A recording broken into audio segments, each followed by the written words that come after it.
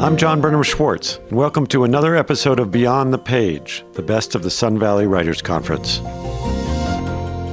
Today I'm speaking with David Eagleman, who not only teaches neuroscience at Stanford University, he's CEO and co-founder of Neosensory, a company that develops devices for sensory substitution. And he's the author, most recently, of Live Wired, the inside story of the ever-changing brain, as well as The Brain, the story of you, and many other books. And he's the host of the new Netflix documentary, The Creative Brain. And not only all that, but his short story collection, Some, inspired U2 producer Brian Eno to write 12 new pieces of music, which they performed together at the Sydney Opera House. That must have been fun.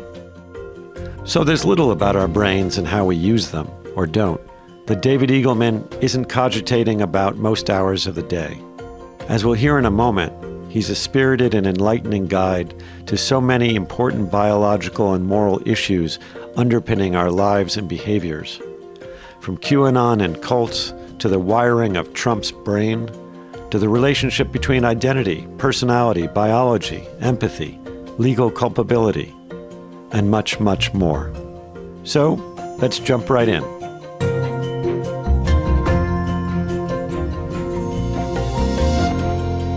David, it's great to talk to you again. Welcome. Hey, John, it's great to be here. I'm really glad you've joined. Thanks so much.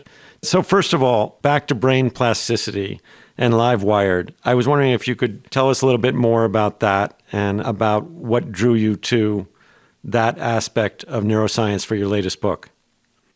Yeah, so, I've been studying the brain for the past 25 years now, and when you look in a textbook, you see, okay, this is the visual system, this is the auditory part, this is where you feel what's going on. But in fact, brains are tremendously fluid, and every moment of your life, your brain is actually reconfiguring itself. You've got 86 billion neurons. These are the specialized cell types in the brain. And your whole life, they're changing their connection strength with one another. They're unplugging, they're seeking, they're replugging. It's like a huge forest going on in there that's alive. And somehow the textbook picture just doesn't capture that adequately. And so for years, I've really wanted to write a book about brain plasticity. That's the term we use in the field, plasticity. But I actually think that term is a little underwhelming, because the original reason for that term was because the material that we call plastic is something that you can mold into shape and it'll hold that shape. That's what's special about plastic. And so William James, the great psychologist, thought, oh, maybe, brains are kind of like that. You learn that my name is David Eagleman, and there's a change in your brain that holds.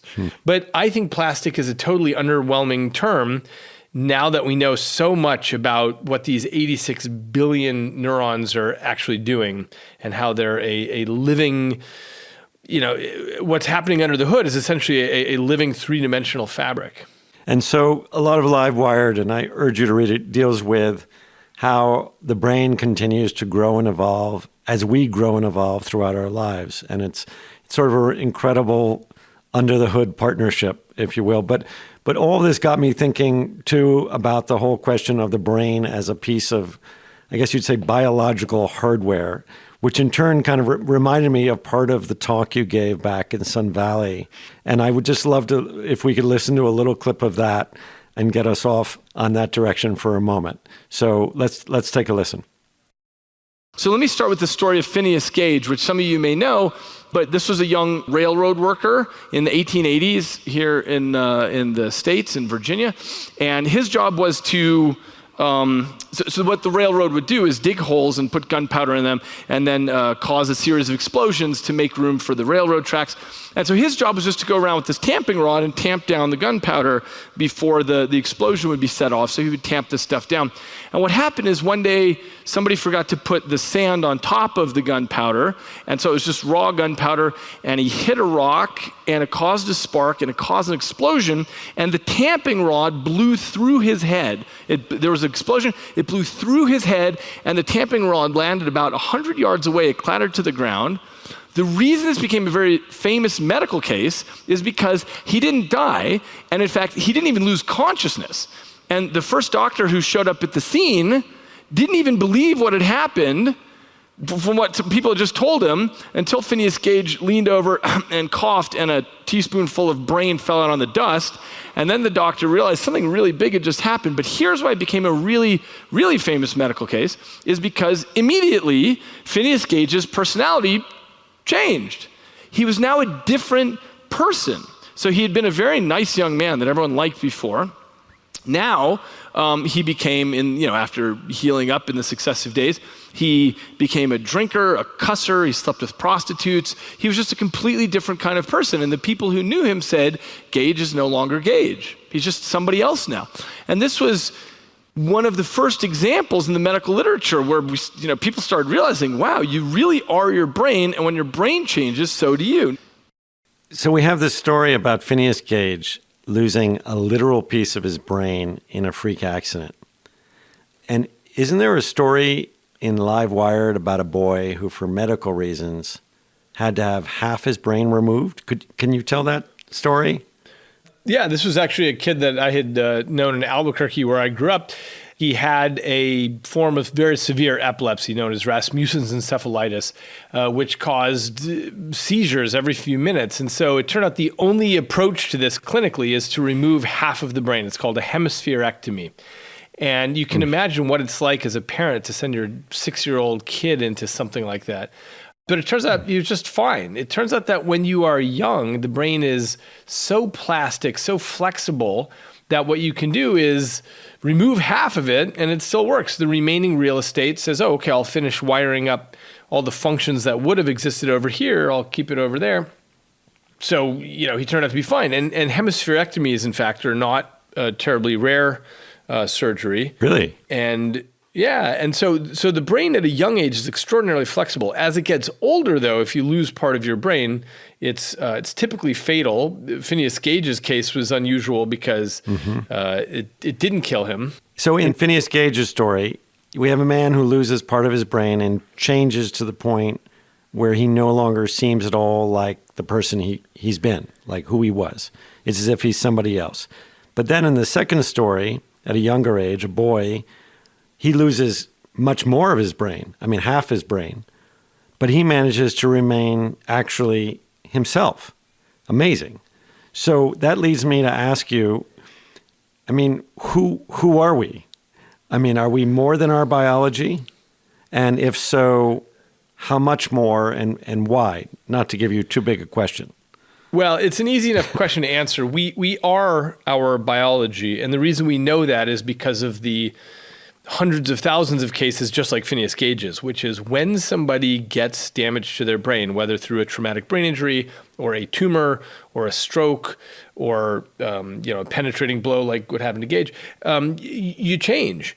Same thing happens with when you drink alcohol or when you take drugs of various sorts. You actually change. The kinds of decisions you make, how we define who you are, those things change when your biology changes. And that's how we know that this is the densest representation of you in your body.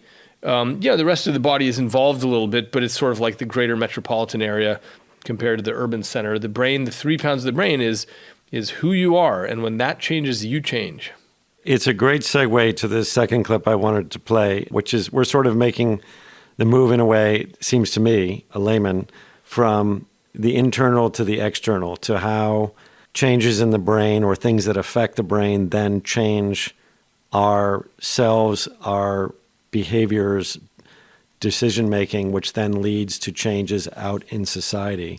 So let's take a listen to this clip, and then I have a host of questions for you about how that leads into the world we've been living in this past year or more, and how you see it, because I'm hoping you can make sense of it in a way I have not been able to. Here we go. None of the people that I've talked about would have chosen to have these kind of changes, but we are tied to whatever's happening under the hood. And of course, this is something we've always known. People all the time pour ethanol over their mucosal membranes to make themselves funnier at parties and so on. People have known since ancient times that you can do this sort of thing. Drugs of all sorts influence who you are, the kind of decision-making you do. So the way that decision-making changes on drugs, this is just something that when your biology changes, you change. Medications of all sorts can change how you decide. So for example, some of you may know about Parkinson's medications that have led people to become compulsive gamblers. So people are on these Parkinson's medications, these people who have no problem with gambling, suddenly they start blowing their family's fortune on in Atlantic City or Vegas or on online gambling. Why? It's because Parkinson's disease involves a deficit in a neurotransmitter called dopamine. But dopamine is also involved in decision-making and in risk aversion. And when you crank up the levels of dopamine, people want to take higher risks. And so people become compulsive gamblers. So now it is printed on the medication as one of the things that the doctors need to watch for, and they titrate the medication appropriately so that they're getting the effects on the Parkinson's, but not so much that the person becomes a gambler.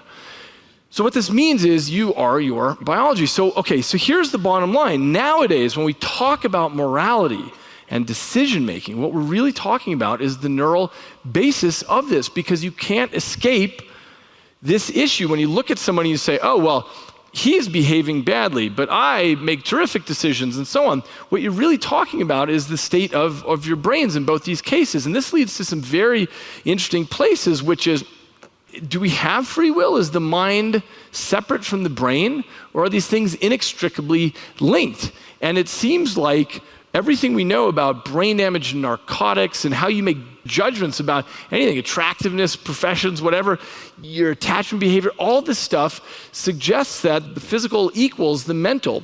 And so this is an unsolved mystery that causes a lot of debate about whether we have free will or not. But I think what is clear at this point is that if we have free will at all, it is a bit player in the system.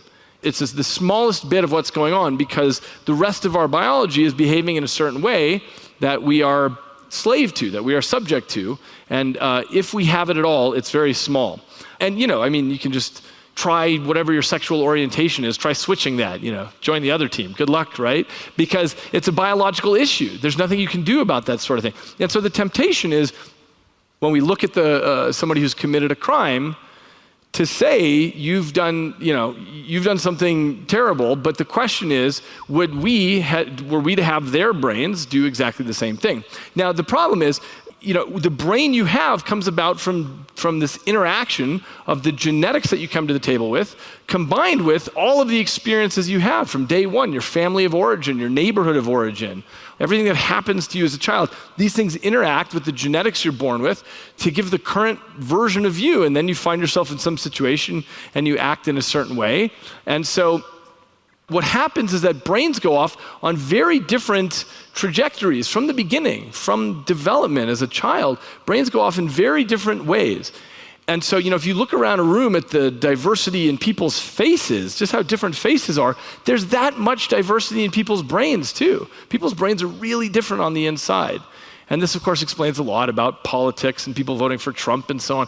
It's the thing about people have very different brains on the inside. So what I'm leading up to here is this issue about what does this mean when we talk about culpability? There is so much to unpack here. Just great stuff.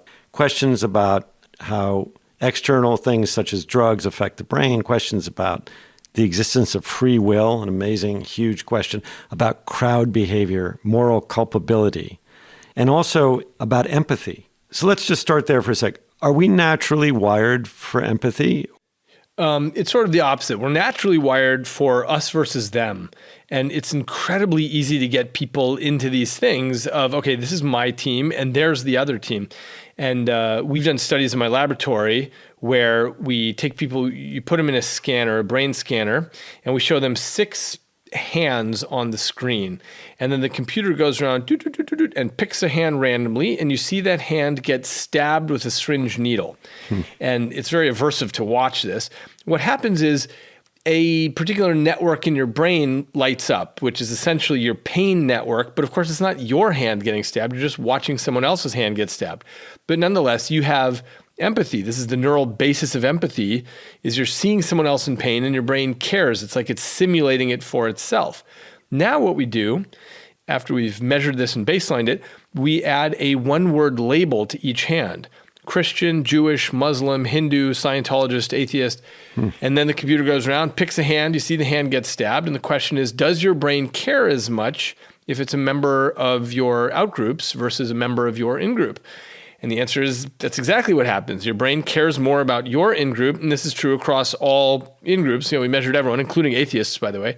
So this isn't even an indictment of religion. It's just about in-groups and out-groups, who you associate with. The thing is, this stuff is remarkably flexible. So when we then say in our next experiment, look, the year is 2025, and these three religions have teamed up against these three religions.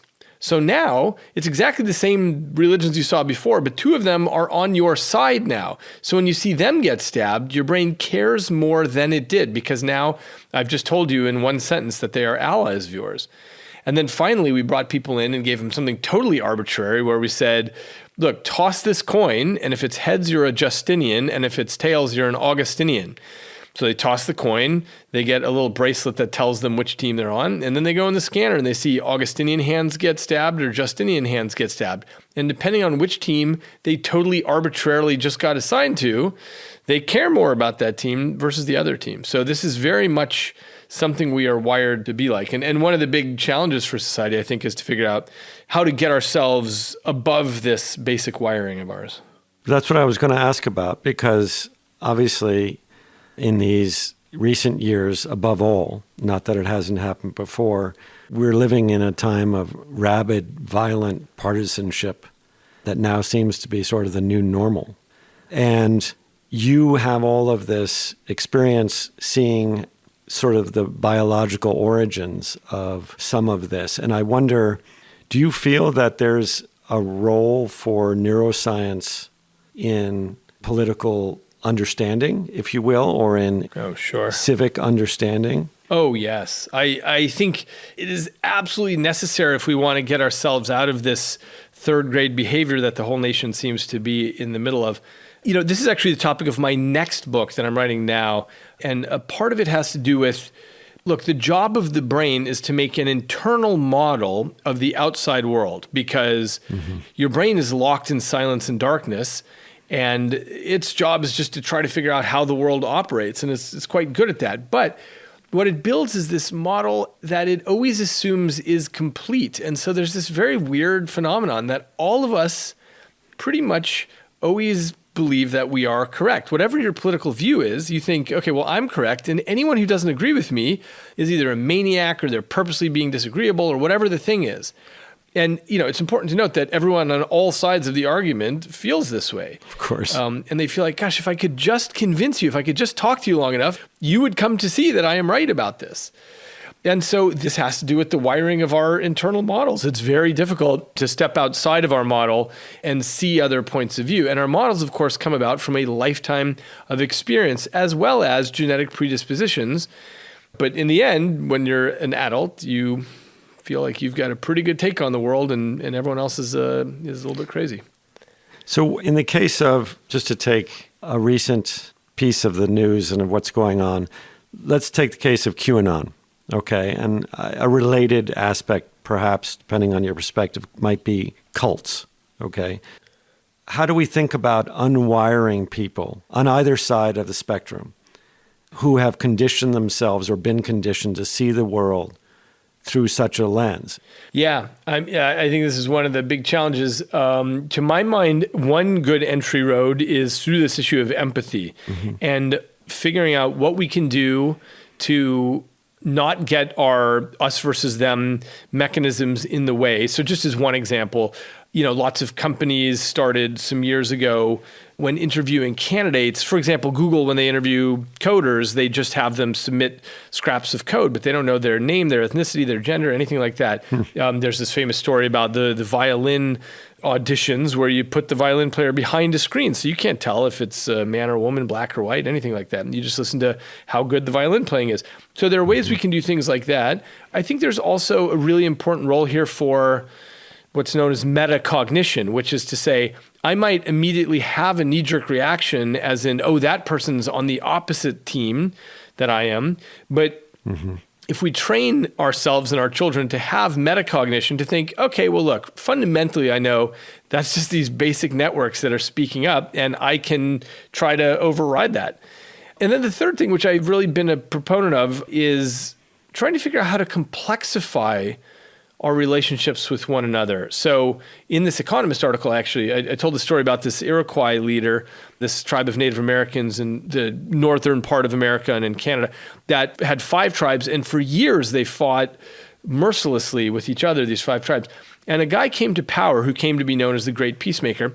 And what he did is he implemented this system of clans where he said, look, you belong to this tribe, but each of you also belongs to a clan. So you, John, are in the elk clan, and you, David, are in the bear clan, and so-and-so's in the squirrel clan, and so on.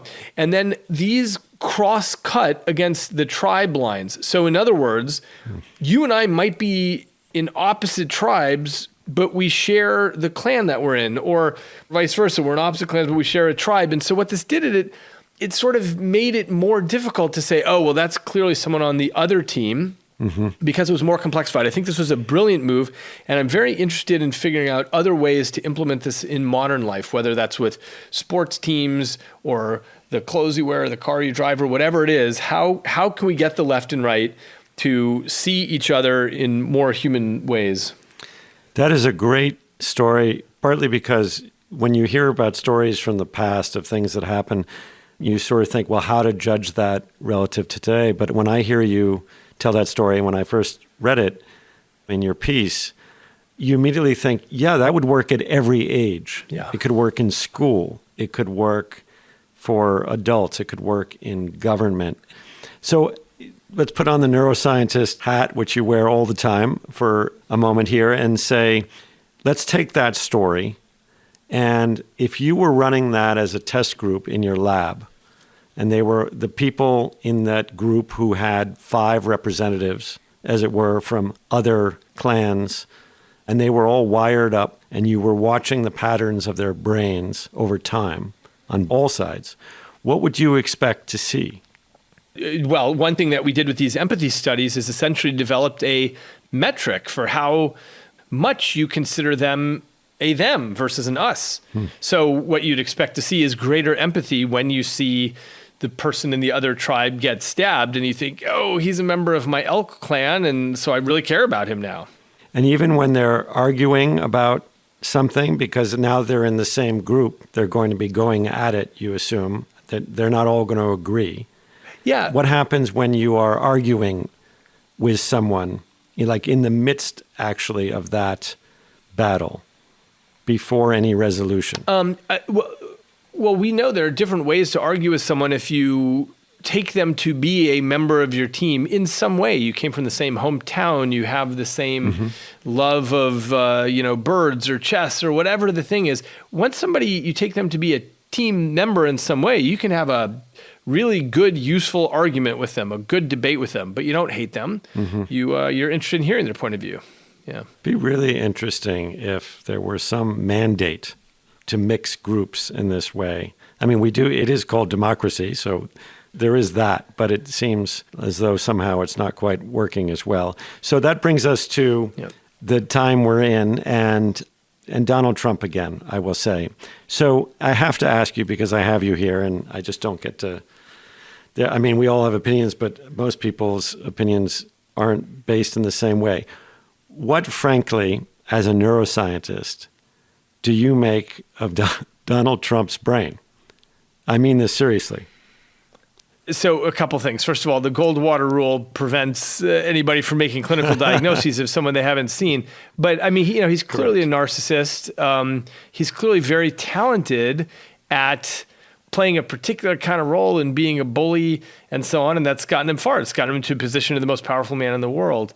What I'm more interested in beyond Trump is what's happened with both the right and the left, which I think there's an equal amount of insanity on both sides of it going on.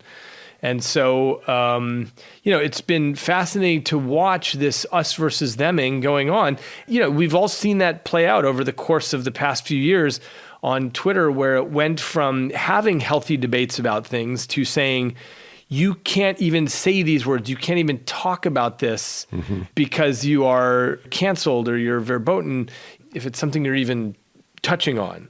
And that's been a real shame to watch. And that's why I feel that this whole thing that I'm working on about complexifying the us and them is possibly more important than ever. It's a really important subject.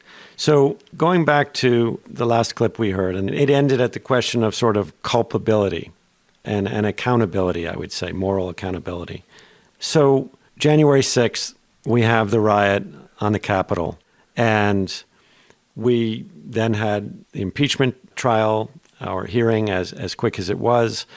But still out there is this question of, yes, everybody's brains are different. And so that raises the question of, and this also gets into cults and QAnon and the rest of it, how do we hold people accountable for, in a public sphere, for this kind of behavior? Yeah, well, that's easy. That's what the legal system is for. So the legal system draws lines in the sand and says, look, you can do whatever you want. You can believe whatever you want, but you can't, hurt another person or hit them with a fire extinguisher or shoot them. And that's where you've crossed the line. That's when you're in trouble with the law. And so one thing about the intersection of neuroscience and the law, which is very important to understand, is that it doesn't let anybody off the hook. If somebody is behaving badly and doing something that's socially it doesn't allow a society to move forward appropriately, then that person has to be taken off the streets. The whole point of putting neuroscience and the law together is to understand what can we do from here. Now, this isn't about somebody's political beliefs, whether they're from Magistan or Wokistan. It's not about that. It's about things like, do people have brain tumors? Do people have strokes? Do they have degenerative disorders? Things like that. And the question is, what can we do to help them moving forward? Again, it doesn't let anybody off the hook. It doesn't exculpate anybody. But what it leads to is rational sentencing and customized rehabilitation. And that differs from the current system that we run, which is, incarcerating everybody and imagining that that's the appropriate one-size-fits-all solution, which it's not. Our prison population has gone up 8-fold since Nixon declared the war on drugs, just as an example. And it's not like we're putting the cartel bosses in jail. We're putting the people who are caught with 2 ounces of a controlled substance. And we know so much in neuroscience about drug addiction. That's not the right place to put somebody with a drug addiction. It doesn't help them. It doesn't break their addiction. What it does, some form of mental illness. And we used to have mental institutions in America, and then when there was deinstitutionalization, that whole population flowed to our prison systems. It's our de facto mental health care system. That would all be arguable for if it worked, but it clearly doesn't work. And, we could talk about the morality all day long, but also it's expensive. It's just not a very efficient system the way we've got it set up. So this is where neuroscience comes in to see how are the ways that we can fix that system so that we have specialized mental health courts, specialized drug courts, things like this, and we can route people forward appropriately. It's really interesting. What sort of receptivity do you find at the policy level for neuroscience and neuroscientists to get involved? I'm really happy to say that everybody's in favor of it. And in part, this is because we've done a very careful job of showing the cost savings of this. In fact, one thing I've noticed is that most counties don't care about the message that I'm transmitting until they run out of money, until they say, gosh, you know what? Our jail is so overcrowded, we need to build a second jail, but we can't afford it. We are totally out of money. So then they start looking towards these things and say, you know what? If we build a specialized mental health court and drug court and so on, we can actually save money here by routing people into rehab programs and so on. So this is as it ever was, where when people get financially pinched, that's when they start doing smarter ideas. Yep. So speaking of mental health and different kinds of prisons, we are virtually at a year of this pandemic going on. And I have a 15-year-old, you have kids, we're at home. And I really want to ask you, what do you think are going to be the effects? Yeah. I mean, because of plasticity, our brains become, what we do with our time and what we are feeding our kids, not diet-wise, but what they're doing in terms of the information they're taking in terms of the activities they're doing. So unfortunately, our kids are all going to turn out differently. Now, there's no way to know what they would have turned out to be. But, if you've ever known somebody let's say in your grandparents' generation, who lived through the Great Depression, they have all kinds of weird habits, like they'll save a tea bag or they'll save a little plastic bottle and say, well, I'll do something else with it. I'll put some flowers in it, whatever. Mm-hmm. And, we all grew up and sort of made fun of that generation and so on. But I think for the rest of their lives, our lives and our kids' lives, they're going to have weird habits as a result of this, like not getting close to people, not shaking hands, crossing the sidewalk to the other side when they see somebody coming. It kind of breaks my heart. But as I said, we have no way of knowing, we have no way of running the control experiment to know what they would have turned out to be. But I think this will leave its scars on all of us. Yeah. It would have been different had this lasted 2 weeks, as we originally thought when we all went into shutdown. We thought, great, this is going to be a weird 2 weeks. But it's long enough that it's affected who we are as people now. And we all, of course, have our own strangenesses that we may not even be aware of that got into us when we were kids and whatever difficult times we all went through. And as a novelist as well, I deeply appreciate that observational quality you bring to these questions, both of science and also of our social fabric. So, David, I could listen to you all day and really looking forward to seeing you in Sun Valley. You're coming back this summer, and we are all obviously optimistic, but we're also really counting on being together and having public and private conversations in person again. But the work you're doing is really important and just deeply interesting. So I can't thank you enough for taking the time. Really appreciate it. Great. Thanks, John. All right. It's great to talk to you again. I cannot wait to see you this summer. Me too. Take care of yourself. We hope you've enjoyed this episode of Beyond the Page. You can catch previous podcast episodes as well as installments of SVWC Now, our series of video conversations, at lithub.com or at the Sun Valley Writers Conference website, svwc.com.